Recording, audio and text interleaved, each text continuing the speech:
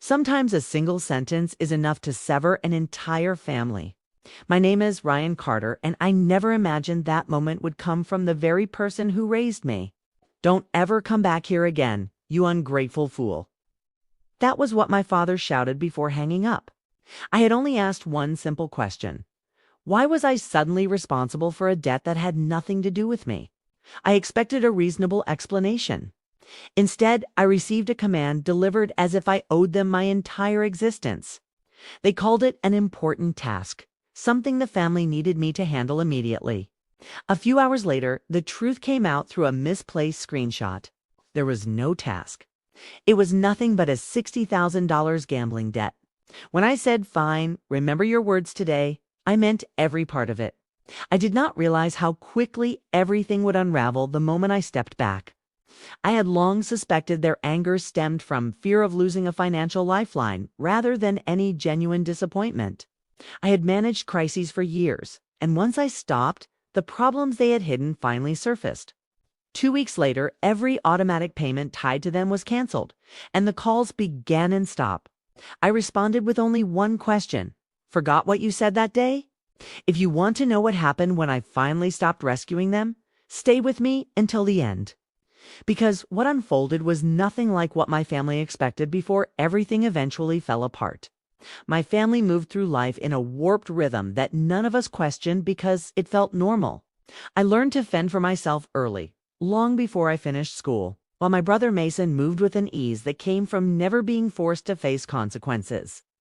Even as children, he wanted everything he laid eyes on, and Mom always found a way to give it to him. When he broke something expensive, Dad called it part of growing up. I worked after school, saved every penny, and avoided trouble, which convinced everyone I never needed help. Once I reached adulthood, the distance between our paths became stark. I took whatever jobs I could find after graduation, saved carefully, and tried to build stability through effort rather than luck. Mason stayed with our parents in Riverton, jumping from one plan to another without finishing anything. He spoke about potential with the confidence of someone waiting for success to knock on the door. But most of what arrived were overdue bills and impulsive purchases.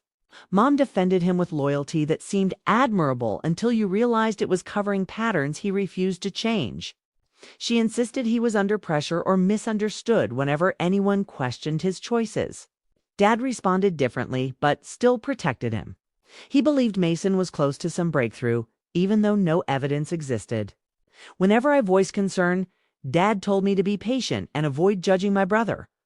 Over time, I learned my role was to quietly handle my own responsibilities. While they continued treating Mason as someone on the verge of greatness, the imbalance grew stronger. I advanced through my career by planning and pushing myself. Mason stayed at home, sinking deeper into comfort, short-lived ambitions, and money that vanished without explanation. Riverton became more expensive. Yet Mason never contributed to household costs because Mom said it would overwhelm him while he looked for the right job. When I visited, he acted as if everything in the house belonged to him, and Mom's gentle excuses reinforced that belief. My parents never explicitly told me I had become the family's financial anchor, but I felt it each time something went wrong. A late car payment casually mentioned during a call. Rising utility bills brought up whenever I visited.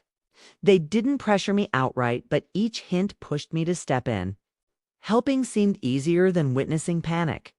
Each time I resolved an issue, Mom praised my kindness while Dad remarked on my understanding of family. Those comments felt warm, but slowly became expectations shaping how they treated me. Looking back, the early signs were obvious. Mason mentioned new opportunities that conveniently required small sums.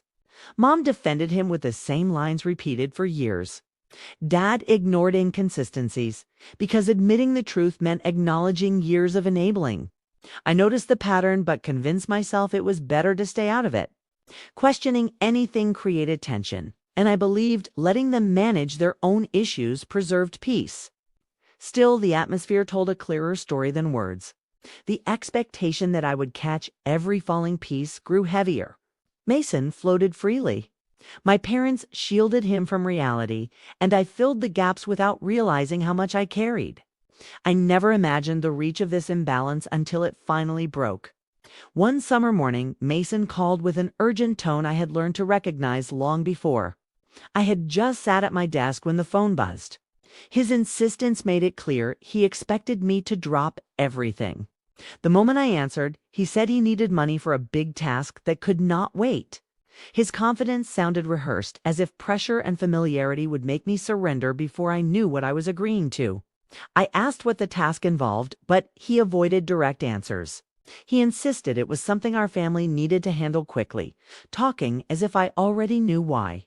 When I refused to transfer money without knowing the truth, he grew irritable. He accused me of being difficult and wasting time. His frustration revealed cracks in his story. Eventually, Mason mentioned a number unrelated to any opportunity it matched a gambling loss accumulated over months, which I had only heard about through hints. When he realized his slip, he tried to backtrack, but his voice betrayed him. I told him I had no intention of covering a debt caused by reckless choices. Silence followed, heavier than the argument. His anger sharpened. "You think you're better because you have money?" he said. "You owe this family more than you think." His accusations grew, painting me as someone abandoning him in every imagined hardship.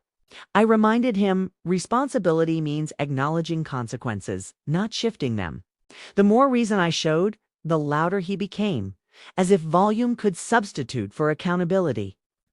During a pause, my friend Jordan walked in and heard part of the conversation. His presence grounded me, reminding me that setting boundaries was not cruel. I told Mason to approach the matter honestly if he wanted anyone to take him seriously. He refused, shifted blame again, and denied understanding. When I repeated I would not pay, he exploded. "Fine," he said bitterly. "If you won't help, Dad will, and he won't be as patient as I am." The threat lingered, confirming how little Mason intended to own his choices. I placed the phone down, letting quiet settle. Jordan asked if I was okay, and I said I had expected this moment eventually. My brother had tested limits for years, and this confrontation felt inevitable. I knew conflict would escalate once my father got involved. Yet, standing firm was the first real step toward reclaiming my life. 2 days later, Dad called in his rough tone reserved for moments when he believed I failed the family. I answered, knowing confrontation was unavoidable after Mason's threat. The moment he heard my voice, he launched into a speech about duty, loyalty, and what I supposedly owed my brother. He spoke as if Mason's account defined me as selfish. He treated the debt as noble rather than the reckless choice it was. I let him speak until he paused, then told him calmly I would not pay a gambling debt and that enabling Mason would worsen matters. Silence followed long enough for me to realize he was deciding how harshly to respond. When he finally spoke, his disbelief rose. He asked if I had forgotten the support I received early in life, even though my memories differed. He said Mason deserved support because of his potential, and claimed I acted superior because my life looked stable. The longer he spoke, the clearer it became. He saw my refusal as betrayal, not a boundary. I repeated I would not change my mind, and that statement ignited the rupture. His breath tightened, and he shouted, "Don't ever come back here again, you ungrateful fool." The words echoed long after the line went silent. I felt calm because his cruelty revealed a truth I had ignored for years. He saw me as a resource, not a son. The call ended with no attempt to soften it. Minutes later, Mom's message arrived, short, carrying the same command. I had disrespected the family and should stay away until I learned loyalty. Her phrasing mirrored Mason's manipulations. The influence he had over both was impossible to miss. Yet blaming him distracted from the truth. Their words were their choice, not his command. Reading the messages forced me to confront a reality I had avoided. I had helped out of love, hoping to build connection that never existed. They relied on me for convenience, not because they valued me equally. Every contribution became an expectation. Every refusal an attack. Understanding that removed the weight of rejection. I opened every account linked to them, preparing to remove myself completely. The decision felt heavy but necessary, And for the first time in years, it was unequivocally mine. A week later, I reviewed every automatic payment, quietly tying me to them. For the first time, I saw those charges without guilt. Payments for the apartment they refused to downsize. Old insurance plans I had managed, phone lines, internet services, they were all canceled without hesitation. Each cancellation lifted a weight I had unknowingly carried for years. Before the final few accounts, I called my attorney, who guided me through clearing any legal ties. Confirming I could step away safely brought clarity. When I canceled Mason's phone account, I whispered the truth. If they want independence, they can have it. No anger, only certainty. I had spent years rescuing people who never thought twice about letting me drown. This time, I chose myself. 3 days later, Mason's first call came in panic and disbelief. I did not answer. Multiple notifications arrived. He had already tried 6 times. I kept the phone face down, letting silence hold its place. A message claimed he was thrown out after failing to pay overdue rent. I read it once and left it unanswered. An hour later, Mom called frantically, claiming every bill demanded immediate payment. I listened to a minute and deleted the rest. Their reaction revealed how deeply they relied on assistance they pretended not to need. Dad tried to call in the evening, feigning calm while explaining delays in his repair shop work. I saved the voicemail, then removed it without reply. Calls increased the next day, but I remained silent. Late that afternoon, a heavy knock landed on my door. Mason shouted threats about staying outside until I spoke.